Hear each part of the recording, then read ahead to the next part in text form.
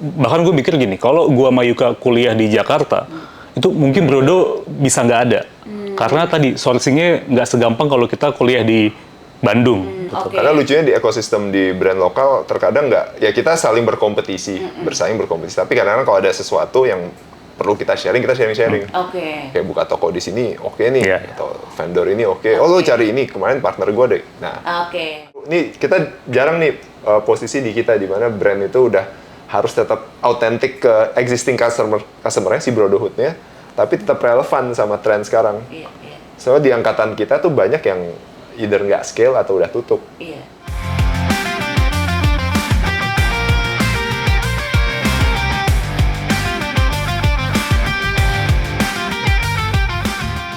Halo, ketemu lagi sama saya Alia Amitra di episode baru Podfast. Nah, Podfast ini buat kalian yang belum pernah tahu, kita ini mengundang para bisnis-bisnis e-commerce terutama ya untuk mendapatkan insight dari mereka, bagaimana mereka bisa berkolaborasi, bagaimana bisa mereka growing di suasana ekonomi yang seperti sekarang ini, dan kita pengen belajar banyak dari para tamu-tamu Podfast yang datang di setiap episodenya. Nah, episode kali ini kita ketemu sama dua cowok yang udah mungkin brandnya itu kalian cukup kenal juga ya, dan sudah berkembang dan banyak kolaborasi yang terjadi di brand ini. Nah, brand ini adalah namanya Brodo. Nah, pasti udah pada denger lah Brodo itu apa ya gitu, merek sepatu yang banyak masyarakat udah pada pakai. Nah, hari ini kita kedatangan para foundernya, para otaknya Brodo ini. Aku perkenalkan langsung, ada di sini Mas Yuka dan Mas Uta. Mungkin bisa perkenalkan, selamat datang di Podfast. Yeay, halo. Terima kasih. Oke, ini perkenalan dulu dong, Mas Yuka, Mas Uta, tentang Brodo deh. Mungkin nih banyak kan udah pada tahu lah nih ya, jutaan pemirsa Podfast yang nonton ini nih pasti udah tahu Brodo itu apa. Tapi mungkin ada ratusan yang belum tahu gitu loh. Jadi mau dong tahu dulu nih Brodo tuh apa sih gitu loh. Dan kalaupun udah tahu nih brandnya seperti apa, bisa dibeli di mana sih sebenarnya? Kan Mas Yuka. Oke. Silakan. Jadi Mas Uta lahir 1 September. Wow. Jauh ya? Mundurnya jauh. Dari lahir. Lahir Brodo dulu. Bukan lahirnya Mas Uta. Lahir Brodo. By the way, kita nggak pernah podcast berdua ya? Zaman dulu bukan podcast sih, tapi apa ya? Kayak ngisi acara. Ngisi acara malah. Oh gitu. Zaman dulu ya. Ini Gua agak podcast ini berdua. awkward nih. kebanggaan nih buat Podfast, langsung datang berdua. Oh, awkward malah jadinya. Karena bagi-bagi bingung. Bagi-baginya bingung. Oke, aku nanyanya biar nggak bingung ke Mas Yuka dulu gitu loh. Brodo tuh asal muasalnya gimana sih? Asal muasalnya, jadi triggernya waktu itu banyak sebenarnya. Nggak cuma muncul tiba-tiba kita berdua ada satu ide mau kita kerjain. Jadi kita ketemu di kampus tercinta di Bandung. Oh, teman kampus nih. Teman kampus. Oh gitu. Sama-sama anak dari Jakarta merantau ke Bandung. Terus ya ngumpulnya juga main-mainnya sama mereka-mereka lagi nih, anak-anak Jaksel nih ceritanya. Kita sama-sama ngambil fakultasnya sama, teknik sipil dan lingkungan. Jadi tahun pertama tuh kita masih dalam satu fakultas yang sama, jadi ketemu-ketemu terus. Terus kita sama-sama main basket. Nah, sama-sama main basket juga kan hobinya waktu itu abas-abas itu kan koleksi sepatu kan. Jadi kita punya interest yang sama nih. Terus trigger yang pertama datang kalau nggak salah dari gue pribadi tuh waktu gue harus tampil rapih di struktur beton kalau nggak salah. Apa tuh struktur beton? Mempelajari tentang sifat-sifat beton. Oh, tentang sifat beton karena apa ininya tadi kampusnya, fakultasnya itu. Gampang marah, nggak bercanda. Jadi dosennya agak unik, pengen kita tuh pas presentasi tampilnya rapi, dan gue seumur hidup nggak pernah punya sepatu rapi dan berpenampilan rapi. Jadi salah satu triggernya itu, aduh nih gue harus pakai sepatu kulit, terus nggak punya sepatu kulit. Ngecek pas pulang ke Jakarta ngecek harganya kayak harga kosan gua 1 bulan. Iya, sepatu kulit itu mahal ya maksudnya. Mahal banget. Jadi waktu itu ngobrol sama Uta, gue struktur beton nggak bisa presentasi bla bla bla, terus mahal lagi. Uta nge-suggest ke Cibaduit aja. Apaan tuh? Nah, itu trigger pertama. Trigger kedua kalau nggak salah, ini bener nggak sih? Uta tuh dulu emang mau berbisnis. Oke. Emang pengen Cita-citanya dari cita-cita waktu dari awal kuliah emang. itu tuh memang berbisnis. Karena lo ajak juga yang Gue ajak ya. multi level. Oh iya, dulu kita anak MLM berdua. Iya, gue jadi ingat. Iya. MLM apa nih? MLM yang jual Tit. Tiansi. yang jual kalsium, Oh, oke. yang dapat kapal. Iya, dapat BMW. Dari MLM lo nih. Iya, oke. gak jauh juga ceritanya. Karena itu tuh awal. Iya, no, itu tuh. Itu Terus awalnya. kita mau bisnis bareng, cuman ya kayak MLM lah, ke apalah, terus akhirnya nggak jadi semua kan. Sampai akhirnya ke trigger di ITB tuh ada Pasar Seni namanya. Pasar Seni ITB tuh salah satu event yang 4 tahunan dan itu gede banget. Salah satu senior gue nawarin, lo mau buka booth nggak nih? Gue kasih gratis deh. Ya boleh deh, jualan apa ya? Oh, belum tahu tuh Belum tahu. ditawarin Belum. dulu tapi Dikasih. nggak tahu mau jualan apa. Nggak tahu mau jualan apa, tapi dikasih booth gratis kan lumayan. Jadi akhirnya, tunggu, gue lagi perlu bikin sepatu. Terus habis itu dapat booth gratis, kita pengen bikin bisnis. Ya udah, klop deh. Oke. Trigger awalnya itu. Terus bulan puasa ya, gue inget banget bulan Iya. puasa. Bulan Berapa puasa. tahun yang lalu dong nih berarti? 16 tahun yang lalu. 16 tahun yang lalu. Bulan puasa, ya udah kita ke Cibaduyut. Beneran gue inget bulan puasa Iya. tuh. Terus Aus banget. terus aus. Gue inget aus, terus udah bulan puasa akhir-akhir. Cibaduyut udah kosong. Oke. Udah tutup. Ya, kita datang-datang aja masuk-masuk. Mau bikin sepatu, nggak bisa. Mau bikin sepatu gimana caranya? Nggak tahu, ya ditolak-tolak gitu lah. Sampai akhirnya ada yang bilang, nih bisa nih.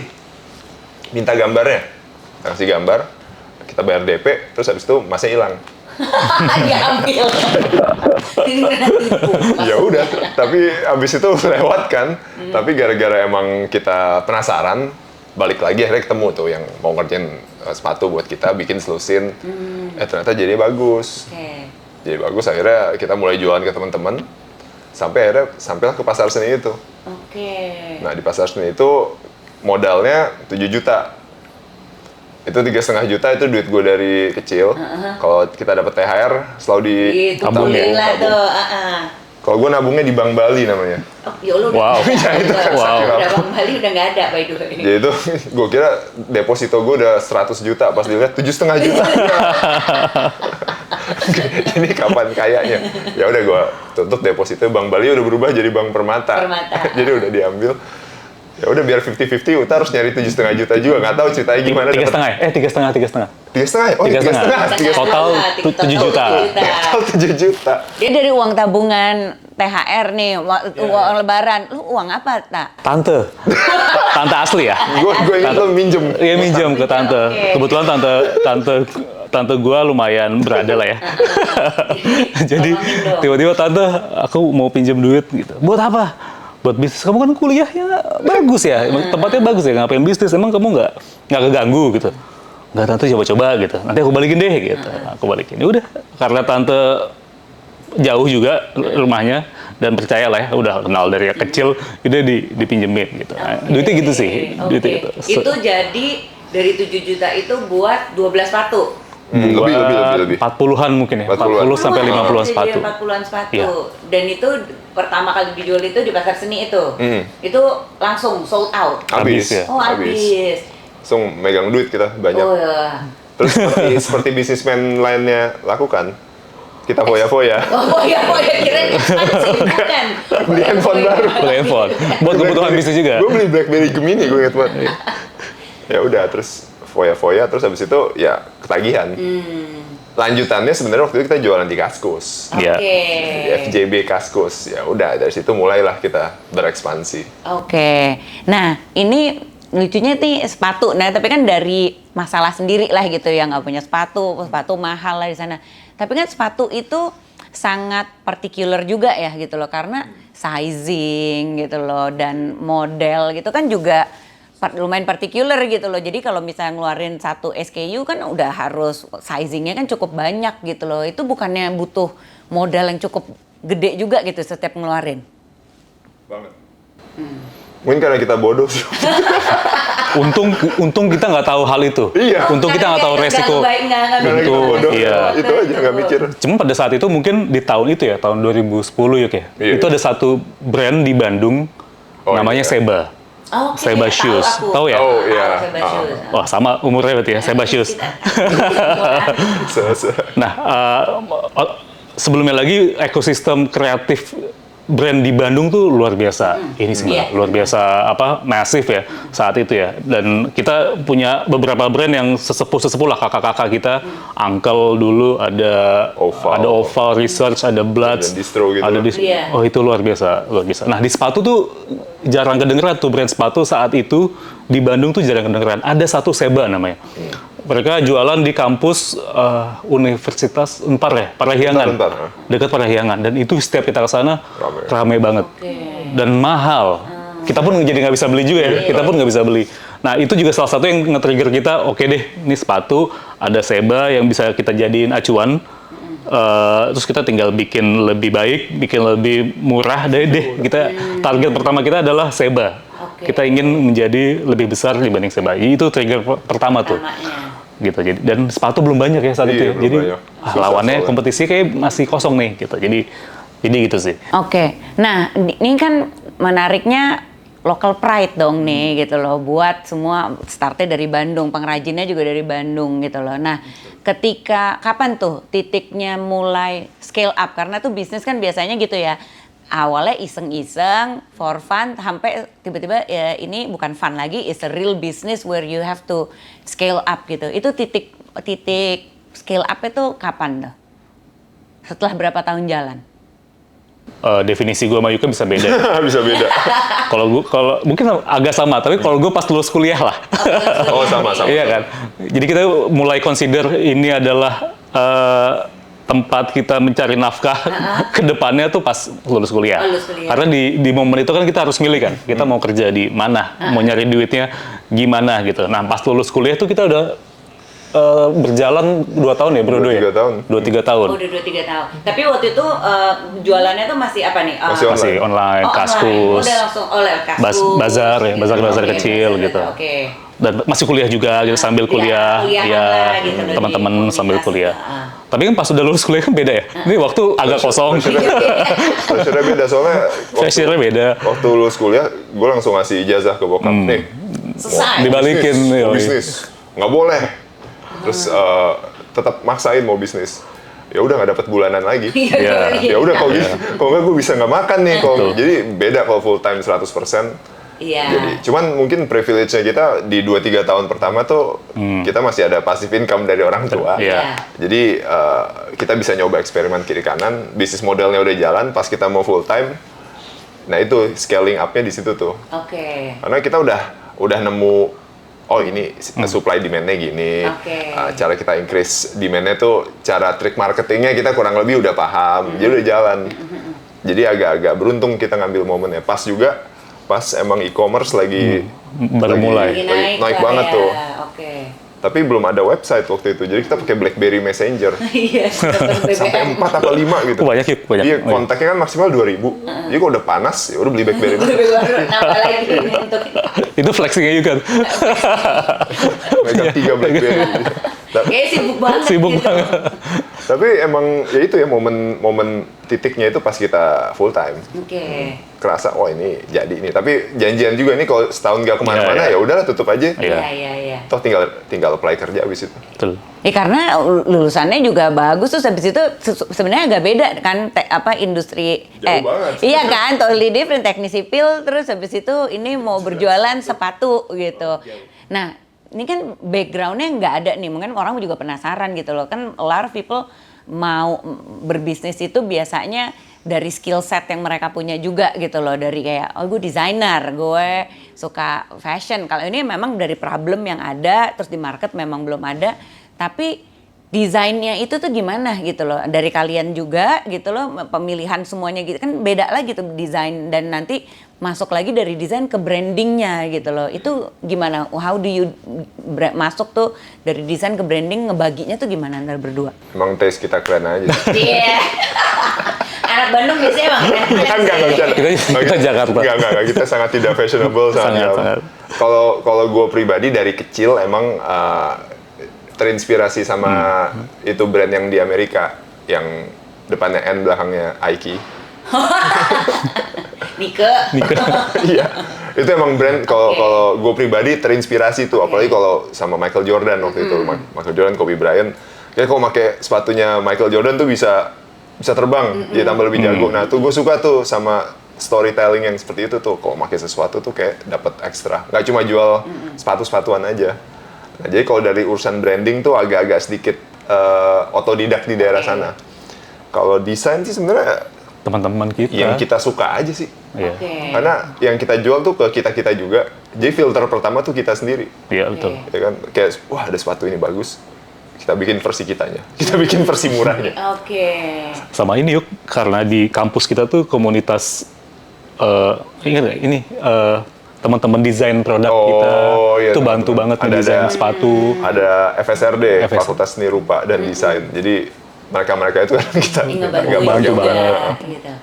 Nah, kalau sourcing susah nggak gitu loh untuk secara lokal produk tuh kan, kalau aku tuh banyak ngobrol juga gitu sama a lot of local brands, mereka susah juga mencari source-nya gitu loh, source kayak bahan-bahannya gitu loh, yang berkualitas gitu loh, belum lagi nanti resources ke pengrajinnya gitu loh. Biasanya itu menjadi salah satu challenge ketika mereka nih udah mau scale up, terus tiba-tiba nggak ada nih resource-nya itu untuk bahan-bahan supply-nya sampai ke pengrajinnya gitu loh. Ngalamin gitu juga nggak sih, Brodo? Di momen itu ya, di momen kita baru mulai ya, bahkan gue mikir gini, kalau gue sama Yuka kuliah di Jakarta, itu mungkin Brodo bisa nggak ada. Karena tadi sourcing-nya nggak segampang kalau kita kuliah di Bandung, atau kita tinggal di Bandung ya. Jadi sebenarnya sayang, buat gue sama Yuka, kalau nggak mulai bisnis Brodo tuh malah sayang. Karena tuh di sana sangat dimudahkan ya. Ekosistem dalam tadi, sourcing-nya, materialnya, pekerja kreatifnya, toko-tokonya, itu ada semua di Bandung. Jadi kalau nggak buat bisnis fashion atau bisnis yang kreatif tuh di sana cukup sayang. Karena ada semua ya di Bandung saat itu. Nah cuman beda sama kasus hari ini ya, sourcing-nya ya gitu. Kalau di masa itu, waktu awal-awal tuh mungkin karena Bandung memudahkan semua orang buat berbisnis, hari ini mungkin beda. Ya kita mungkin butuh teknologi yang lebih advance di sepatu. Kita butuh kapasitas yang lebih besar di sepatu, atau kita butuh macam-macam ini ya, produk-produk yang beda-beda. Itu jadi lebih kompleks lah untuk hari ini. Dan ya di Indonesia lebih challenging di hari ini untuk sourcing-nya gitu. Cuman waktu itu jauh lebih enak lah gitu, karena di Bandung gitu. Nah ini pas titik baliknya dari Bandung terus habis itu ke Jakarta, itu pas udah scale up udah masuk ke Jakarta nih, udah langsung pindah ke Jakarta atau punya kantornya. Oke. Enggak, gue gara-gara tunggu. Iya, karena Dia nggak mau pulang-pulang deh. Jadi pas Yuka lulus, Yuka ke Jakarta kan? Lu ke Jakarta. Terus Iya, gue suruh pulang. gue di Bandung. lu Gue stay stay di Bandung. Karena produksi kebanyakan di Bandung. Gudang juga di Bandung. Jadi mau nggak mau gue jaga Bandung. Standby di Bandung. Nah, di Jakarta Yuka kita mau bikin toko di Kemang 2013, 2012. Pengen bikin toko. Di Jakarta. Terus juga beberapa tim juga ada di Jakarta gitu. Dan duit juga berputar di Jakarta kan. Jadi banyak tuh penjualan terjadi di Jakarta juga gitu ya. Di Jakarta. Oh, jadi dari awal pun di Bandung masuk ke marketplace, masuk kayak tadi ya lewat online, lewat BBM itu banyak customer-nya tuh di Jakarta. Oke. Jadi ada cerita lucu di si Brodo ini kan pertama nyimpen barang-barang tuh di kos-kosan gue. Terus karena gue tuh nge-handle customer service, banyak yang nanya mau coba sepatunya di mana. Nggak bisa online aja, maksain. Saya datengin gudangnya. Ya udah datang aja. Nih ke jalan tuh Bagus Ismail, Dago Permai, jauh kan.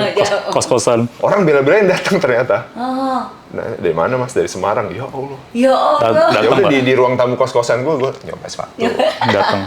Lama-lama akhirnya kita bilang aja Brodo buka setiap weekend. Kalau enggak didatengin terus kos-kosan lo. Iya, soalnya weekend kita lagi nggak kuliah. Si saya lagi kuliah. Gue tantanginnya beneran datang, nggak datang. 10 orang tiap weekend tuh ada pasti. Gitu. Lama-lama 20 sepatu laku di ruang tamu kos-kosan. Dia menurut gue ini lucu sih. Dia pas lulus terus kita ikut Bright Spot sekali, rame banget, sold out. Bright Spotnya 4 hari, 2 hari kita udah habis. Result Wah keren juga nih Jakarta. Akhirnya kita mikir mesti buka toko nih Jakarta. Ya udah cari ruko termurah terdekat dari rumah gue. Akhirnya ketemu ruko itu. Ya pas buka jadi rame banget. Nah itu kita mulai switching kayak ternyata buka toko di ruko juga bisa loh. Menarik. Selama demand online-nya jadi ya akhirnya terbuatlah operasi sampai sekarang Jakarta Bandung. Oke.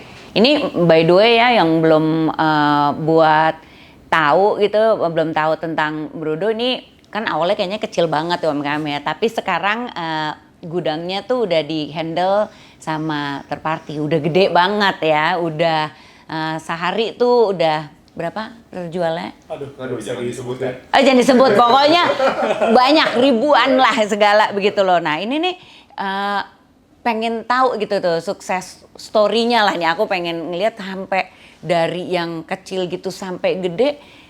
Kira-kira apa sih yang membuat berhasil gitu loh? Mungkin lonjakannya itu mungkin kan karena kalau ngomongin dari market itu kan mungkin udah ke capture nih semua community segala gitu loh, mungkin udah buka toko udah segala, tapi kan untuk reach dari situ nih sekarang terbang lebih besar lagi tuh kan beda lagi nih usahanya, mungkin ada kolaborasi gitu loh, mulai partneran lah sama partner yang lain atau kayak brand lain gitu, which is sekarang ini a lot of brand lokal kan saling partneran lah ya gitu, mereka berkolaborasi, nggak bisa nih sekarang brand itu berdiri sendiri gitu loh, udah namanya A aja gue hebat dengan A, berarti kan banyak gitu, even brand-brand yang tadi kayak disebutin kolaborasinya kan juga banyak gitu, baik itu sama artis, sama influencer gitu loh yang bisa meningkatkan brand equity-nya mereka. Nah kalau dari Brodo tuh apa sih kolaborasi yang terjadi gitu loh, yang bisa apakah ada gitu ya kolaborasi yang dibuat oleh Brodo yang membuat titik baliknya tuh jadi wah ini makin cetar gitu. Ada kolaborasi tuh ini ya megang peranan penting ya di kita ya di jadi perjalanan ada gitu. konteksnya kolaborasi. Kalau Uta mungkin kolaborasi sama entrepreneur. Oke. Karena banyak Partnership. banyak sourcing kita tuh datang dari nongkrong ngobrol-ngobrol terus saling Iya, betul. sharing. Oke. Karena lucunya di ekosistem di brand lokal terkadang nggak, ya kita saling berkompetisi, bersaing berkompetisi. Tapi kadang-kadang kalau ada sesuatu yang perlu kita sharing sharing. Oke. Kayak buka toko di sini, oke nih, Iya. atau vendor ini oke. Oh lo cari ini, kemarin partner gue deh. Nah, Oke. ada konteksnya kolaborasi itu. Ada gue juga misalnya kalau gue yang handle marketing dan desain, kolaborasi dengan tadi entity-entity, apakah itu perusahaan, apakah itu influencer, artis, atlet segala macam, itu megang peranan penting semua karena itu kan urusannya kita bisa mengamplify awareness-nya kita ke titik-titik yang tadinya kita nggak megang. Nah, jadi itu emang strategis banget perlu kita lakukan. Tapi kan tentunya ada, kalau yang di urusan gue kan tentunya ada cost dan lain-lain. Nah, lucunya kita dulu tuh sangat organik banget. Kebanyakan partnership dan kolaborasi kita organik karena barang kita itu orang-orangnya suka, jadi kita nggak involve kalau sekarang kadang. Di awal-awal banget tuh quote-unquote influencer, gue beneran ketemu selebritis pertama kali tuh ini almarhum Glenn Fredly sama Sandy Sondoro. Oh gitu. Simply karena ya mereka suka aja. Oke, jadi Suka mereka barang. customer nih. Kalau waktu itu lucunya Sandy Sondoro ya, Iya, lucu yang banget. kita obses banget dia harus make, dia Iya. harus make. Akhirnya gue cari kontaknya kan, ya belum punya temen ya, Iya, masih iya. gue ke apa namanya Distara kalau zaman dulu masih jualan disket. Masih kesana. Gue cek kontaknya, ini ada nomor telepon sama email ya, gue email aja. Oh. Gue telepon, gue SMS sama gue email, nggak dibales. Terus gue email lagi. Yang kedua gue kasih foto segala macamnya di kontak. Suruh, ngobrol. Jadi ngobrol terus akhirnya, wah keren nih, gimana nih kolaborasinya? Ya kita kasih sepatu gratis aja, mau nggak? Ya udah boleh sama kru juga ya, udah. Tapi ntar boleh kita foto. Udah, itu tuh pertama kali. Nggak bayar, nggak apa. Terus waktu itu Sandy Sondoro kan sama Trio Lestari. Jadi manajernya Glenn Fredly ngeliat, bagus nih, apaan nih? Ini sepatu anak-anak Bandung ini. Ya udah gitu-gitu. Itu lumayan ngebantu di awal-awal ya. Iya. Kayak sampai baru 2-3 tahun terakhir nih kita beneran spending duit. Benar ada Iya. strategi untuk spending marketing dengan cara Specifically itu. spending gitu ya. duit dan lain-lain. Jadi mungkin kita agak beda ya karena ngerasa kalau pengennya autentik. Kalau emang orang yang nggak suka nggak make ya jangan. Jangan. Iya. Customer bisa ngebauin nih orang dibayar. Tapi kalau sekarang sih mau nggak mau ya. Iya. Mau nggak mau. Jadi gitu, kolaborasi bahkan juga sama entity kayak kemarin sama siapa ya paling deket, tolak angin. Sama tolak angin kan Tolak angin iya Seru loh, banget. lucu banget loh. random banget Seru kan. banget. Buat teman-teman yang nggak tahu, mereka buat sepatu barengan sama tolak angin ya. Itu warnanya, tahu kan tolak angin kuning cetar gitu. Gue pas ngeliat sepatunya, wow. Terus ada salah satu tim di kantor tuh pakai gitu loh, kayak gila kuning banget gitu loh. Dan itu aku denger ya sold out juga gitu loh, karena ya kolaborasi yang unik dan nggak banyak juga gitu keluar edisi itulah ya gitu. Itu gimana coba bisa kepikiran kerjasama sepatu tolak angin gitu? Random tuh, beneran random. Yang nemuin kita ini ada kartun animasi Tai Lalats namanya. Oh, Tai Lalats ya. Iya, karena dia kebetulan emang ada kontrak sama Tolak Angin. Terus mereka emang kayak kreatif partnernya. Kita kenal juga sama timnya Tai Lalats. Terus dari ngobrol random aja, terus gue ngedian Tolak Angin, bikin yuk. Anjir, absurd banget. Boleh deh. Kadang semudah itu loh di belakang layar tuh, Iya, se-random itu dan nggak ada persiapan strategi yang- grand iya. design, beneran lagi nggak sengaja ketemu di acara apa, ngobrol-ngobrol, Iya. kayak seru deh, bikin yuk meetingin yuk, ya udah gitu. Oh, oke. Biasanya itu dulu ya, tolak angin sampai 2 edisi ya. sampai 2 kali. Sampai 2 kali. Apa itu? Jadi ada warnanya beda. Aku ngeliatnya yang kuning. Yang pertama tuh tolak angin original ya, warnanya kuning. Yang kedua tolak angin flu, Tolak Angin flu. warnanya biru. Ini absurd banget ya. Jadi absurd banget sih. Absurd banget. Karena kita sama-sama puas sama hasil yang pertama, jadi kita lanjut deh gitu Iya, sama iya, yang kedua. Dan kedua malah lebih bagus juga, malah bagus banget juga gitu. Oke. Dan ini ya kedepannya pasti akan kita lakuin lagi ya, Iya. kolaborasi kayak gini sih. Kayak ngebantu kita punya reputasi, tadi ngebantu kita punya awareness lebih jauh lagi ke customer yang tadinya kita nggak kenal, yang kita nggak ketemu, sama ini. Karena kita internally kan punya message yang mau didorong ke depan kan. Nah ini ngebantu banget sih dengan kolaborasi. Apa mission apa nih yang mau di? Oh, banyak. Jadi yang pertama, para cowok-cowok yang kita serve itu harus dapat produk di value for money yang terbaik lah gitu. Karena mungkin di hari ini tuh tekanan di industri fashion tuh lumayan berat. Mungkin yang paling kerasa di kita, yang mulai kerasa di kita tuh mungkin produk-produk impor yang murah-murah tuh Mbak, Iya, harga ya. benar. Perang harga lah ya, perang harga di situ gitu. Nah, message yang mau kita kasih adalah ini brand Indonesia itu kualitasnya udah sangat bagus, udah sama baiknya sama brand luar gitu. Tapi kita malah bisa nawarin harga yang lebih value for money, lebih bagus gitu. Jadi produk kita tuh bisa lu pakai, bisa sangat awet juga, design wise ya keren banget, maksudnya udah terbukti lah, udah terbukti gitu. Jadi lu jangan kejebak di perang harga produk yang di situ yang murah-murah gitu, dan jangan malu juga pakai brand Indonesia gitu.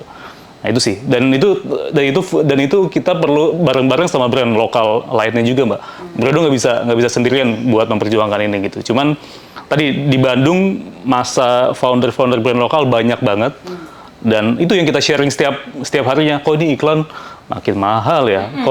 Kok ini marketplace fee sama naik. kecuali beli ya? Kok ini biaya pada naik terus ya gitu. Gimana nih biar lebih efisien atau lebih, disitulah fungsi tadi ya, komunitas ini ngebantu kita lah gitu.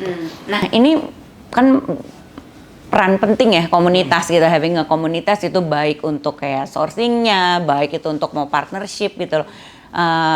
Again gitu loh, komunitas kan juga banyak banget spreadnya di mana-mana lah. Mungkin fashion punya gengnya sendiri gitu, tuh juga kebagi-bagi gitu loh. Sebenarnya cara terbaik gitu loh untuk nemuin komunitas tuh gimana sih?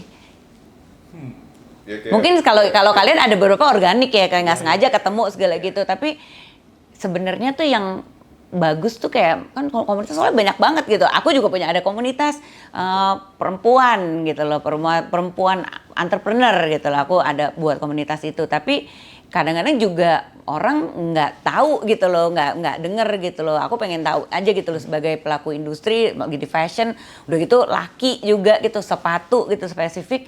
Kemana sih kayak nyari komunitas tuh kemana gitu?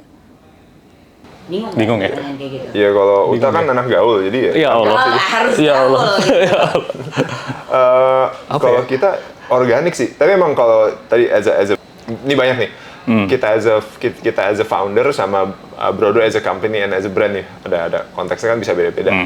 Kalau dari kita dulu as a founder, kalau kita sih organik ya, beneran yang ya prinsip kita ya waktu 24 jam nggak bisa diulang, ya spend waktu sama yang bener-bener penting aja lah. Oke. Jadi kalau nggak penting ya nggak usah. Yes, ini penting. Di bulan Ramadan. Ini penting sekali. Jadi kalau mungkin malah agak beda kalau Uta, nih gue ngomong on behalf lu lagi. Ya apa? Sesama Saling mengenal banget soalnya. sesama brand di industri Uta paling deket. Sama brand lokal. Sesama brand lokal di Oke. industri. Mungkin malah gue nggak terlalu. Oke. Kalau gue malah sesama entrepreneur Oke. yang random justru Dari industri lain. dari ya. industri lain.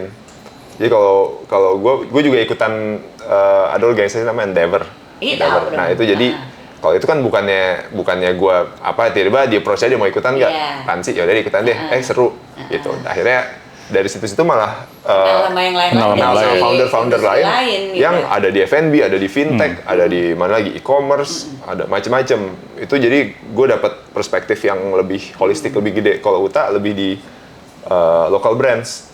Jadi tiba-tiba ada kemarin cerita satu industri emang lagi fokusnya, contohnya ya tahun ini karena marketplace fee naik, teman-teman tuh semua ada buka toko. Ke offline semua. Oh, oke. Dan kita, beneran sama daerah mana yang bagus, Iya. Makassar bagus ya, gitu. Oke. Insight kalau gue insight yang lebih random lagi lah, lebih makro. Jadi kedua itu jadi kita ketemuin jadi dapat perspektif yang beda-beda. Terus kalau komunitas as in company, emang dreams-nya sebuah brand itu memiliki komunitas customer yang kuat banget. Itu mimpi semua brand. Apalagi kalau bisa jadinya organik, kayak Harley Davidson tiba-tiba, nah itu. Iya. Tapi nggak semua bisa kan.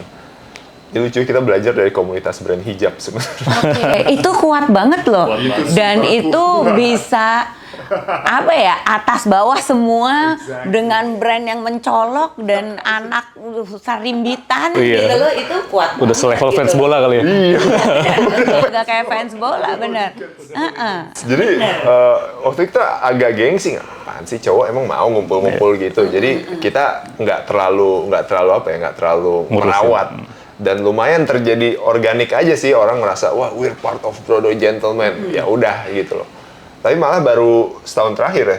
Iya, setahun inilah. Setelah Tahun 15 terakhir lah. tahun Sudah jalan di tahun terakhir ini. baru kita identify. emang tim kita nge-trigger kita perlu guide nih. Brotherhood-nya Iya. ini yang Brodo nih. Kita namain komunitas tau nggak, Ban? Apa? Brodohood. Brodo. Bener.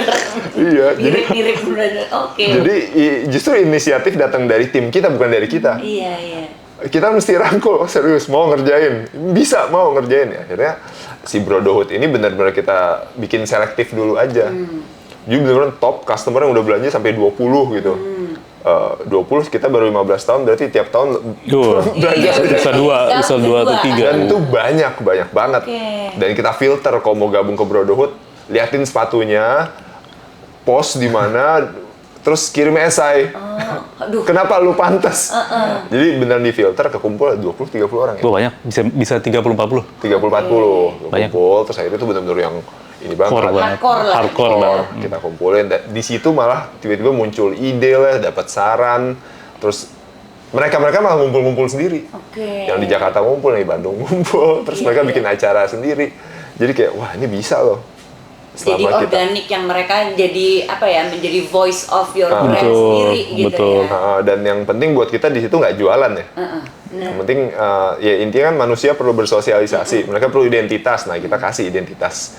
Ya Brodo tuh di sini. Jadi ternyata ada dan mulai terbangun lah sekarang nih pelan-pelan organik nih. Jadi si leader kita bilangnya leader chapter ini merekrut lagi chapter. Oke. Antusias Brodo. Mereka apa tuh? Dapat KPI apa gitu loh, atau memang yang penting buat event kumpul-kumpul, nggak tahu lah kita sambil cebro-broan itu ngapain ya? Kayak nggak tahu kumpul-kumpul terus tapi nanti masuknya kayak ini produk gitu loh. Itu atau gimana gitu cara mereka menjadi leaders menggait ini lagi gitu orang-orang baru lagi gitu untuk masuk komunitas. Jadi emang yang pasti ngumpul-ngumpulnya itu. Ternyata ngumpul-ngumpul aja ternyata penting loh. Kita kira cowok-cowok mana mau makan-makan cantik. Kita mau. Ini ngumpulnya makan cantik, gue mikir cowok banget yang di nongkrong gitu loh. Oh ini nggak nih di restoran. Iya gue mikirnya gitu tadi. Tapi emang makan. Tapi nggak cantik makanannya. Jadi pas ngumpul tuh kita juga ada event-event kayak latihan tenis bareng, coaching tenis gitu. bareng. Iya. Terus kita undang lari bareng. Kita undang ini shoe polish buat ngajarin ngerawat sepatu gitu. Itu sih yang paling penting sih di acara ngumpulnya sih. Akhirnya ujung-ujungnya nanti kita kasih insight nih produk baru yang mau keluar 6 bulan lagi. Gimana respon kalian? Betul. Dan mereka kita libatin di development proses development. Proses development. Itu sih. Yang gitu-gitu sih. Jadi benar-benar involvementnya tuh jadi kayak part of the company gitu jadinya ya. Oke. Jaket gratis. Jaketnya mahal. Jadi kayak ini kayak jaket ojol gitu, jadi ada kebanggaan memakai jaket ini, kepilih soalnya. Nanyain ke gue, itu dapat jaketnya di mana mas? Susah bro. Iya, ini ada ininya loh, ada tingkatannya. Oke. Jadi konteks community yang kita build internally itu ada juga. Oke. Walaupun terlambat ya, tapi ya ternyata jadi juga. Nah ini impact-nya kelihatan nggak? Ini kan baru setahun ya gitu. Impact-nya tuh kelihatan apakah based on awareness gitu loh, apakah sekarang kan social commerce kan juga makin naik lah gitu loh, apakah dari sisi konten tuh jadi naik nih, UGC-nya juga jadi naik, atau langsung direct sales nih naik banget juga itu. Nah itu impact yang paling kelihatan dari komunitas ini apa sih? Apa ya? Direct to sales kayaknya belum ya, belum kelihatan dan nggak bisa kita measure juga sebenarnya. Nggak bisa kita measure, cuman ya brand love, brand loyalty-nya sih yang bisa kita lihat. Karena kalau di momen kayak kita tuh customer loyalty penting banget. Maksudnya dibandingkan kita gini, prinsip di marketing, dibandingkan kita, lebih mahal kita acquiring new customer dibandingkan nge-retain customer. Dan lebih profitable nge-retain customer. Jadi toh kita size-nya udah lumayan oke. Di era kayak sekarang nih, misalnya ekonomi naik turun, selama loyal customer kita jaga, as a business harusnya akan sustainable. Nah, yang pengen kita tingkatin investment di situnya, karena di belasan tahun terakhir kita tuh ekspansi terus-terusan. Dan ada momen di mana kita ngerasa kayak kita tuh udah sangat transaksional deh sama customer kita. Yuk kita ekspansi, target, jualan segala macam. Terus love-nya di mana nih? Kok jadi lupa kita mau nge-build sesuatu kayak Nike-nya itu. Jadi ibarat lebih filosofis lagi, ibarat kalau kita berbuat baik, insya Allah masuk surga deh. Jadi kita percaya aja. Kalau karma baik. Kita invest yang gini, pasti ada returnnya nanti. Tapi nggak akan kelihatan langsung. Nggak direct kayak misalkan campaign marketing, ntar ada sales naik, nggak kayak gitu. Tapi ya mesti sabar sih, mesti spending juga akhirnya ujung-ujungnya. Bener sih, kayak build community itu, build brand itu ya nggak bisa langsung direct to sales lah ya. Kalau sales ya banting harga juga, lu juga ada penjualan gitu ya. Tadi bilang transactional aja gitu loh. Nah ini mungkin tadi kan udah ceritain juga ya kolaborasi paling sukses gitu loh, ideation gitu loh. Nah ini yang menarik kan kolaborasi antar kaliannya juga nih sebagai founder. Cuman berdua kan nih founder? Ya kan, berdua gitu loh. Ya sama istri-istri gitu lah. Kita involve nih? Enggak involve. Cuman keputusannya penting. Tenaga gratis. Oh iya. Di awal-awal sih luar biasa. Oh ya pastilah harus. Ini kan jatuh bangunnya company-nya tuh pasti kan merasakan juga nih istri. Nah kolaborasi antar partner juga gitu loh. Ini kan kayak tadi mungkin udah Mas Yuka bilang Mas Uta tuh lebih kayak ke brand-brand, dia punya relasi sendiri, mungkin di Yuka beda lagi gitu. Tapi ini kan kalau orang mau partneran ya, banyaknya aku kalau ngobrol sama orang yang mau berbisnis gitu, udah takut duluan nih mau partneran gitu. Aduh gue partneran takut berantem gitu loh, takut terjadi ada masalah, mau itu baik orang udah temenan udah lama ataupun misalnya mau baru gitu. Nah ini kalian lumayan nih cowok-cowok berdua, itu gimana sih biar bisa langgeng nih, udah 16 tahun jalan, terus habis itu pasti kan kalian juga punya nih, ada ego masing-masing gitu loh, ada keinginan masing-masing, gimana sih menyelaraskan itu gitu, karena itu menurut aku juga kolaborasi yang secara internal penting banget untuk bisa ini brand ini jalan cukup lama dan sukses sekarang kayak gini. Ya mungkin yang pertama jodoh dan takdir Tuhan. Waduh, gitu kayaknya. Itu selesai itu. Udah selesai. Udah beres. Udah selesai itu. Itu Dari jalur langit. jalur langit. Itu yang pertama sih. Itu ya gue bersyukur lah jodohnya sama Yuka gitu ya. Itu yang pertama. Yang kedua mungkin dari awal gue sama Yuka tuh udah bisa misahin apa namanya Yuka bagian sini, Oh, ini Yuka bagi-bagi tugas. Bagi-bagi tugasnya udah Bagi-bagi dari awal tuh udah dibagi. Jadi kita ego kita masing-masing tuh bisa ditaruh di bucket Tugas yang masing-masing. masing-masing aja Oke. gitu. Baru ketemu nanti saat evaluasi, saat ngomongin target gitu-gitu ya. Cuman di Yuka di marketing, Yuka bisa naruh semua apa ya idealis ya dia di sana gitu. Dan gue sama di sebelah sini, gue bisa taruh ego gue di sebelah sini gitu. Tinggal kalau ada masalah tinggal lu gak benar gitu, lu ada yang salah, tinggal gitu aja, tinggal ngobrol lah, tinggal evaluasi. Nah itu kayaknya yang bikin apa ya? Jadi kita masih bisa taruh ego kita, tapi masih bisa jalan bareng secara apa ya? Selaras gitu.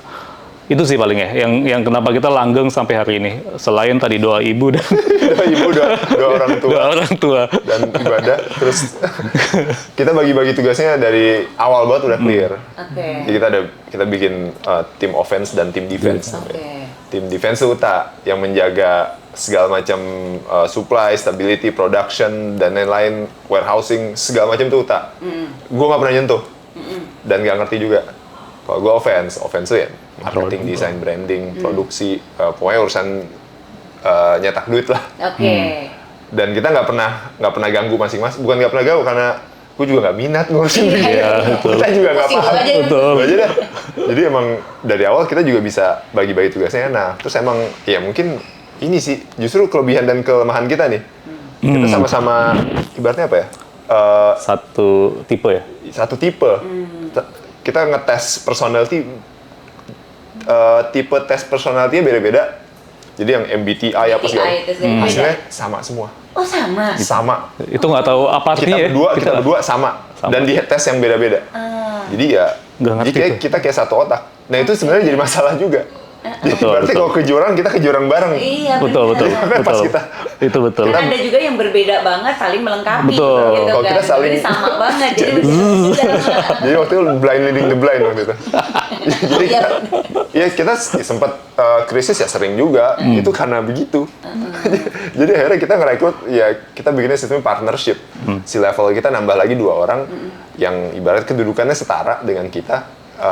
Seperti kita walaupun kita founder ya kita tetap menurut sama mereka ya orang finance sama orang HR. Oke. Jadi kalau gue punya project aneh-aneh, dulu kan Uta, gas yuk, gas. Kalau sekarang orang finance Harus ada yang nggak bisa. Iya, betul. Ya gue mesti manut, gitu. Jadi lumayan stabil sekarang, karena kita mulai dilengkapin. Oke. Jadi nggak cuma kita berdua, tapi udah dilengkapin. Dan beberapa kali ya, si level ini sebenarnya udah ganti-ganti. Mereka cabut bikin bisnis sendiri, gitu-gitu. Jadi ganti lagi. Tapi levelnya sesama founder lah jadinya. Iya, betul. Setiap lo ganti inilah ya yang bisa ngimbangin kalian juga lah gitu. Kok nggak mereka kalian sama-sama. Jurang bareng tadi. Tapi ada dong pasti konflik lah gitu loh terjadi gitu loh. Enggak juga nih, ini gue mau. Pernah konflik. Waktu itu Uta milihnya warna hitam, gue warna coklat. Ya Allah. Oh level teknis itu. Contoh kemarin. Nggak ada nih yang sampai berantem yang wah ini sampai goyang lah gitu kan, namanya kayak partneran tuh kan kayak pernikahan ya kalau aku ngelihat pasti kan ada masa dicoba, apalagi kalau pernikahan kan kalau orang suka bilang setiap 7 tahun gitu loh, kalau di bisnis 5 tahun pertama itu paling berat gitu loh, karena dulu kan partneran juga di startup itu ya kayak begitu gitu loh, mungkin 3 tahun pertama itu is like kayak gimana bisa melepaskan trust itu ke orang itu bener-bener gitu loh. Tapi aku mungkin agak beda ya ceritanya karena aku baru kenal. Terus habis itu aku langsung partneran, jadi bukan temenan dari dulu gitu loh. Jadi agak beda. Tapi konflik paling besar sampai, waduh nih this is it nggak ada. Mudah-mudahan nggak ada dan belum ada. Oke. Dan mudah-mudahan ke depannya Gue belum ada. Debat terbesar waktu itu, milih warna. di level itulah. Dua-duanya jadi dibuat paling gitu. Desain ini, desain itu. Nah, contoh kemarin Uta mau bikin sepatu tenis warna burgundy. Gitu-gitu, Mbak. Apaan sih ini warna? Warna kayak begini. Udah gitu doang. Yuk kita voting gitu. Udah. Terus akhirnya siapa yang menang? Customer yang menang, customer yang milih akhirnya. Gitu Customer yang milih ya. dilempar lah. Biarlah customer yang milih akhirnya gitu aja udah. Iya, terus akhirnya customer, kapan rilis? Iya. Malah jadi di challenge. Nah, tapi yang gitu-gitu enggak. Iya. Enggak, apa ya enggak ya. Gue bingung. Karena ekspektasi kita juga mungkin nggak yang jauh-jauh ya, nggak yang neko-neko juga gitu. Dan tadi mungkin gue atau Yuka mungkin gemes lah sama divisi gue atau gue gemes sama divisi Yuka. Tapi karena kita udah Ya itu urusan lu gitu. Gitu gue ikut aja. Itu Gitu. udah ada lah kayak gitu lah ya. Oke. Nah kalau misalnya sama nih tadi kan juga sempat ngomong persaingan lah ya gitu. Apalagi fashion sekarang yang namanya dari China lah gitu ya, harganya lebih murah lagi gitu loh bisa. Terus habis itu di white labelin lah, kayaknya udah nggak perlu pakai resources yang susah-susah gitu. Kedepannya nih kalian dengan menghadapin seperti ini gitu, persaingan kayak begini tuh, karena persaingannya udah bukan antar lokal brand. Mungkin kalau lokal brand bisa diajakin kerjasama, collab bareng, tapi ini yang dari luar yang langsung masuk, duitnya nggak berseri, terus langsung jualnya murah juga, segala langsung SKU jeder keluar, itu tuh kan mematikan gitu kan ya. Udah mulai ngalamin nggak sih ngerasain kayak begitu dan apa nih mitigasinya? Bah, Ya udah, doa aja sih. ini pertanyaannya Gimana dong? ini semua Karena di bulan Ramadan ini kita serahkan semua ke Tuhan. Gimana kalau emang udah nasib? Kalau nasibnya tutup ya tuh nggak bisa. Pasrah banget ini loh, makanya disayang Tuhan nih kayaknya nih. kalau ada jawabannya sih kita juga pengen denger ya. Ya, jawaban diplomatisnya sih ya lakuin apa yang kita lakuin dari dulu. Jadi contohnya kita sempat terjebak tuh, misalnya karena kita mau grow, jadi seperti yang kita lakukan ya caranya gampang, murahin, diskonin, naikin budget ads, wah top line tuh pasti grow. Tapi ya gitu. Bottomnya kan Bottomnya dan ibaratnya customer atau brothers yang belanja ke kita tuh belanjanya karena emang promosi, nggak ada loyalty di situ, jadinya nggak sustain. Itu kita belajar tuh tahun berapa gitu, kita sempat gila gitu. Sales sih naik ya, tapi tahun depannya mesti gitu lagi, nggak sustain. Jadi akhirnya mungkin malah counter intuitif sarannya, grow slower kalau gue bilang. Jadi grow at the pace yang emang customer ngizinin kita grow. Kalau kita nggak bisa tahun ini nggak grow ya ngapain dipaksa. Tapi yang mau kita penting tiap tahun tuh ada perkembangan. Jadi produknya makin bagus, campaign-nya makin keren. Nanti organically pasti lama-lama juga jadi. Kalau kita mikirnya gini, customer target kita si cowok-cowok, mainly cowok-cowok, tinggal di kota urban, middle upper, pendapatannya sekian, punya akses internet, minimal handphonenya ini yang bisa belanja sepatu kita ya. Itu jumlahnya sampai 25 juta orang di Indonesia doang. Iya, nih target addressable market-nya Ada sebelum lah. market 25 juta orang dari 270 juta. Iya. Kita 1 juta pasang setahun aja tuh belum nyampe. Kita udah jualan 1 juta pasangan udah leha-leha itu pasti. Jadi masih jauh. Dan menurut kita tuh customer tuh punya berhak untuk dapat brand yang berbeda gitu loh. Jadi nggak kayak ya misalnya nggak kayak ride hailing, nggak kayak search yang dimana pemenangnya cuma 2 gitu. Iya. Kalau brand kan ya yang menang bisa banyak. Mungkin nggak akan jadi $100 billion company juga dan buat apa. Tapi kita bisa jadi punya brand yang emang punya misinya clear, brandingnya clear, customernya loyal. Ya udah jadi bisnis yang keren aja udah dan enak dan punya size yang cukup gitu. Iya. Dan untungnya market cowok beli sepatu bener. masih perlu ada gengsinya apa ya? Masih perlu punya emosional lah dalam beli sepatu. Triggernya tuh bukan cuma fungsi, tapi ada gengsi, ada apa relate sama story brandnya gitu. Masih ada itunya gitu. Jadi nggak beli karena lebih murah atau lebih kulitnya lebih lentur. Nggak cowok ya. Ini market kita ya. Market kita ya. Cowok di middle class tuh masih begitu belinya. Ini masih relate sama gue cerita brandnya. Gitu. Jadi mereka nggak ujuk-ujuk akan langsung beli produk yang murah. Untungnya tuh seperti itu. Jarang yang turun. Jarang yang turun gitu. Malah agak ke atas ya. Malah makin naik. Semakin cowok semakin dapat penghasilan lebih, mungkin akan belanja barang lebih mahal. Kayak kan misalnya, aduh duit lagi dikit nih. Ya, nah, betul. Makanya kemana Baru gitu. bawah ya. Kalau fashion, terutama sepatu, terutama cowok, Sepatu. jarang yang mau turun. Oke. Malah naik. Apalagi kalau udah suka sama satu brand, attachment-nya lebih tinggi, research kita Betul. juga. Jadi ya, Makanya kita perlu ini ya, perlu lebih banyak lagi buat alokasi capital tuh ke brand sama ke R&D, produksi. Itu sih, itu yang mungkin akan naikin trigger orang mau belanja sepatu kita lebih bangga lagi dan lebih banyak lagi gitu. Oke. Gitu. Nah ini kan juga udah mulai, ini udah 16 tahun ya, dari gen milenial, yang tadinya mungkin customer milenial, ini kan udah mulai menua lah, yang milenial kan udah menua nih, terus kan masuk lagi nih sekarang yang spendernya generasi Gen Z gitu loh. Mungkin kalau brand-brand yang gede kan juga mulai cara marketinginnya, cara conversation sama generasinya kan udah berbeda juga gini. Nah kalau Brodo tuh gimana? Apakah masih mengcater tuh terus karena umurnya kita juga bertambah gitu loh, ngikutin yang milenial sesuai itu, atau juga ya udah Gen Z tuh kan harus juga edukasinya atau cara conversationnya berbeda tuh. ini pertanyaan yang literally Pak Martin pernah nanya ke gue persis. Beneran. Dan gue bingung jawabnya waktu itu. Kok bisa ya? Jadi kalau lo tambah tua, customer lo tambah tua juga dong. Ya juga ya Pak. Kayak gitu, karena gue juga pernah ditanya kayak gitu.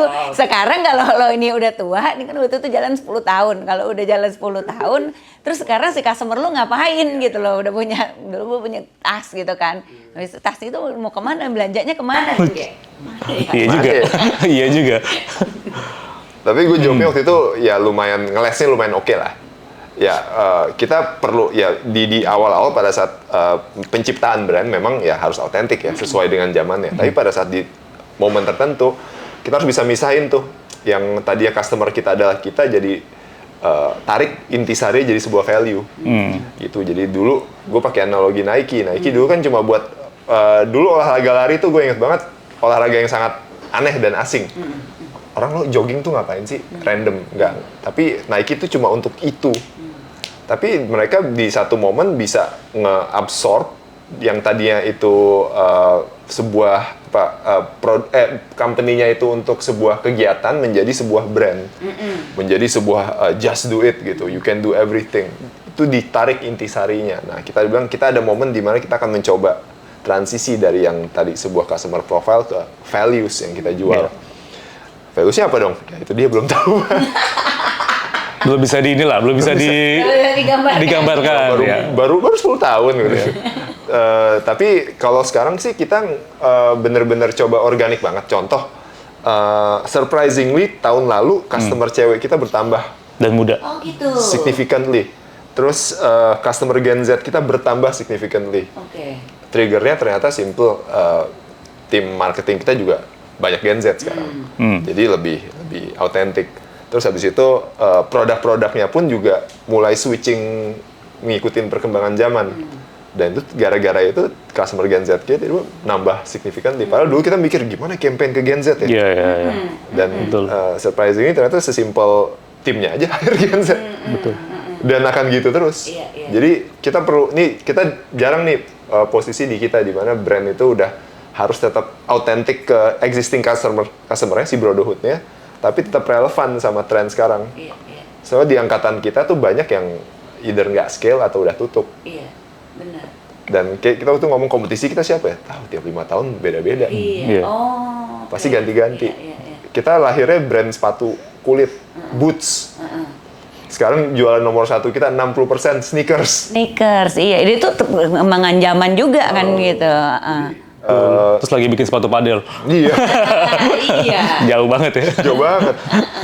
Jadi emang harus terus relevan, nggak akan berhenti. Ibarat ya ini maraton, nggak akan berhenti. Iya. Nggak akan berhenti. Gitu terus, nggak bisa. Wah, udah ketemu Formula 1. Iya benar. Evolve terus. Evolve gitu. terus. Iya. Jadi mesti enjoy the game jadinya kan. Begitulah menjadi pengusaha. Ya, it's a long game. Kalau mau, aku pernah dengar kalau mau cepet kaya gitu, mau cepet gitu bukan jadi entrepreneur gitu loh. Itu Mau cepet stres ya. mau cepet stres iya gitu loh. Mau emang seneng maraton, seneng lari kan? Lagi seneng.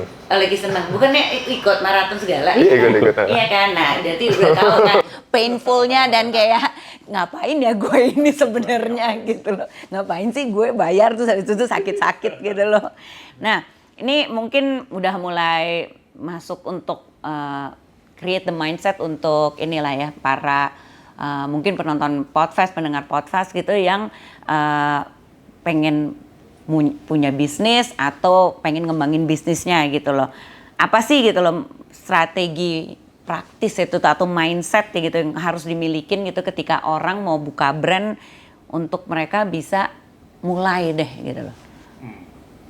Aku nggak bisa ngomong naik level ya karena naik level tuh harus lihat dari di lapangannya gitu ya. Tapi mungkin ketika mau memulainya dulu karena menurut aku there's a lot of skills, there's a lot of kayak people mereka pengen jadi punya bisnis, punya ideationnya tapi mereka selalu tapi kebanyakan mikirnya gitu. Tapi kan ini apa yang mindset yang praktis gitu loh ya lo start gitu.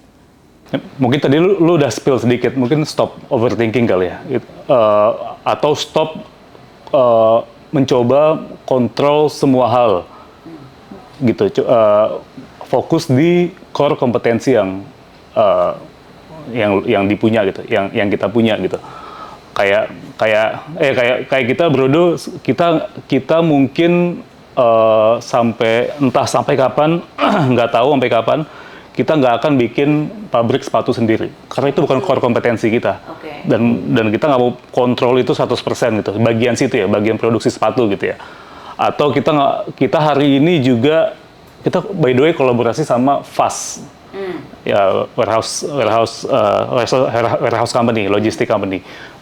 Itu kita serahkan logistik sama warehousing kita ke mereka. Kenapa tuh decisionnya tiba-tiba pindahin dong warehouse-nya ke mereka gitu? Karena itu akan ngabisin bandwidth kita sih, proses itu, area itu mungkin akan ngabisin. Karena kita tidak punya Pak Bayu. Pada kenal lah, audiens pada kenal ya, Pak Bayu ya. Kita habis kemarin kita baru interview Pak Bayu. Ngurus gudang itu capek. Mahal juga, capek, waktu habis. Kalau ketika manage betul, mending semua resource-nya pindahin ke marketing, branding, produk, R&D gitu. Yang core kompetensi kita. Itu sih. Jadi fokusnya di core competence, nggak usah overthinking lah, nggak usah pengen kontrol semua hal lah gitu. Jadi berbagi sama partner yang lebih jago lah pasti mereka gitu. Gitu sih. That decision tuh kan orang juga biasanya suka gitu ya. Kapan sih gue bisa mulai pakai kayak fast gitu kan enabler gitu ya. Kapan sih gue bisa pakai enabler karena kan kadang-kadang ada orang udah mungkin udah telat, sebenarnya nggak telat ya, udah harusnya dia udah bisa lari tapi terus dia masih nahan, nanti masih segitu. Ada juga yang masih kekecilan tapi udah kayak udah deh gue udah nggak kepengen juga gitu loh. Ada juga yang kayak gitu loh. Kapan sih saat apa yang pas gitu loh? Kalau dilihat dari pengalamannya utama Yuka ya di Brodo itu udah kayak kapan sih mau ke enabler gitu loh, butuh third party untuk kayak begitu. Ada triggernya nggak? Ya pertama setelah rugi miliaran. Iya. Jangan sampai terjadi itu. Jangan sampai terjadi. Kan kesadaran itu datang bisa kapan aja. Mungkin karena tadi kan ya kita blind leading the blind nih cowok. Iya betul. Ya kita mungkin sesama kita egonya tidak tinggi tapi untuk berkompetisi ego kita sangat tinggi. Kita sangat tidak percaya sama yang namanya partnership. Maksudnya skeptis dulu pasti. Iya. Emang mereka lebih bagus, kayak kita lebih jago, kita pinter bisa gini, kerjain sendiri, terus gagal total. Bikin gudang, bikin gudang sendiri, barang hilang kan, susah. Ya udah susah. Kalau kita seperti itu, setelah rugi bener. Ada ngobrol ke teman-teman, keren dari awal mikirnya gue nggak mau karyawan banyak-banyak, gue nggak mau pusing, gue maunya gini doang. Itu keren juga tuh. Tapi kan mahal, ya mahal kapan? Maksudnya sudut point of view mahal saat ini bayarnya mahal misalnya. Tapi in the long term jadi sangat murah karena ada banyak kepusingan yang nggak perlu di handle gitu. Jadi part itu sih sebenarnya. Kalau kita dari gagal dulu sebenarnya. Dari gagal dulu ya, itu benar kayak ini bukan core kompetensi gue nih gitu loh, ngapain gue ini. Bagus, rugi, udah. Tapi bagus ini dong, maksudnya yang nggak punya ego untuk kayak ya kita harus terus, kan ada juga yang begitu kan, terus gitu dikulitin mulu, pokoknya gue sampai harus bagus. Tapi kalau ini kan jadi yang ya udah gue tahu my skill set nih di mana, powernya di mana, ini aja gue fokusin. Ruginya segitu udah cukup meruntuhkan ego. Apa itu ego? Minusnya. Apa ini? Itu sih jadi penting ya. Tapi ada satu, misalnya ada core competence yang sangat tidak boleh kita outsource. Contoh, marketing. Ya, dari dulu sampai sekarang kita nggak pernah pakai agency. Jadi bahkan saking kita nggak mau pakai agency, kita bikin agency sendiri. Jadi yang kayak gitu-gitu tuh yang kok itu ego. Tapi jadi expertise yang memang kita rasa kita punya, kita develop sendiri. Dan itu non-negotiable jadinya. Oke. Nah tadi kan juga ngomong juga gitu loh, mau partnership tuh ada skeptismnya gitu loh. Nah ini mungkin apply to everything lah, mau partnership, mau itu kolaborasi sama brand, mau sama KOL atau apapun. Apa sih red flag-nya gitu loh yang pokoknya gue nggak mau lah kalau misalnya kalau sama ini, gue nggak mau partneran sama kayak begini. Kalau gue orangnya nggak asik. Orangnya nggak asik. Vibing Kalau nggak vibes-nya check. ada. Dari vibes ya, Vibe check. berarti. Maksudnya walaupun orangnya skillnya bagus, kita perlu kadang-kadang nggak asik orang. Nggak asik, nggak mau aman. Oh berarti Pak Bayu tuh asik dong, nggak tahu ketemu. Di sini semua asik. Semua asik. Kita belajar. Dia tuh asik loh. Kita belajar terus soalnya. Iya. Asik tuh dalam arti kita bisa belajar juga gitu ya. Jadi punya skill setnya, emang enak bisa diajak kerja sama karena ini kan partnership yang bisa berjalan terus gitu ya. Oke. Partnership yang trade off gitu yang cari sama-sama untung gitu, tapi cari yang benar-benar dapet nih tadi vibes-nya apa ya, nyatu nih, enak nih. Soalnya kita ngerasa nanti ujungnya pasti kan namanya partnership pasti ada naik turunnya. Betul. Nanti ada konfliknya, ada segala macam. Nah kalau emang dari awal orangnya begitu, pas ada konflik pasti berantakan nanti. Iya. Enaknya pas ada konflik kita sama-sama visinya nyari masalah, nyelesain masalahnya gimana. Nah itu kan makanya terdengar sederhana tapi sebenarnya deep gitu. Iya. Ada nggak ketika mau partneran, ini vibing sama Uta tapi nggak vibing sama Yuka gitu, ada nggak gitu? Enggak, atau karena kalian orang yang sama basically jadi dapat vibe orangnya sama aja. sama vendor gue paling males. Oh kalau ini beda urusan. Oh iya sih, iya sih. Itu sih nggak ngurusin. Kita harus ngobrol ketemu vendor bisa berjam-jam, Iya sih. nggak doyan, jadi serah lu deh. Selalu deh cari deh vibe-nya lo sendiri itu sama vendor. Oke. Nggak tahu bener apa enggak ya. Iya bener Ya banget. gitulah cara kita. Oke. Ini pertanyaan terakhir ya nih untuk teman-teman podcast di sini. Mungkin kalian lagi struggling gitu loh, apalagi ya di in this economy ya kita bisa bilangnya sekarang ini. Tapi mungkin dari Yuka sama Uta ada message gitu loh buat brand lokal yang lagi struggle. Karena mungkin kalian udah melalui itu juga atau mungkin sedang melalui juga gitu loh, supaya bisa tetap scale up, tetap semangat, tetap mau jalanin gitu. Apa mungkin dari Yuka, abis itu dari Bekerja keras, berdoa, bahagiakan orang tua. Waduh. Selesai. Podcast ini selesai. Iya gitu. Apalagi tadi enggak, coba gua aja mau belajar itu dari situ. Tapi tetap semangat. Nggak kerja keras, doa, bahagiakan orang tua. Doa bahagiakan orang tua. Oke, di bulan Ramadan ini, amin. Kalau dari Lah, begitu. Enggak lah, enggak mungkin. itu bisa aja, itu bigger picture-nya gitu. Tapi kalau lagi struggle gimana? Nih gue denger kita juga by the way bukannya lagi happy banget nih, maksudnya yang namanya challenge pasti. Ada aja terus Yang tiap tahun, ibaratnya tiap bulan makin ya. growing, makin berkembang, makin challenge-nya makin ada terus. Kita kayak, ini kok challenge-nya nggak beres-beres ya? Terus kita pikir ya, yang penting challenge-nya naik kelas gitu. Dulu challenge-nya si vendor anaknya, si vendor anaknya mau minum Coca-Cola. Yang mana? Ingat nggak si Pak Ipul? Oh, Pak Ipul, ya.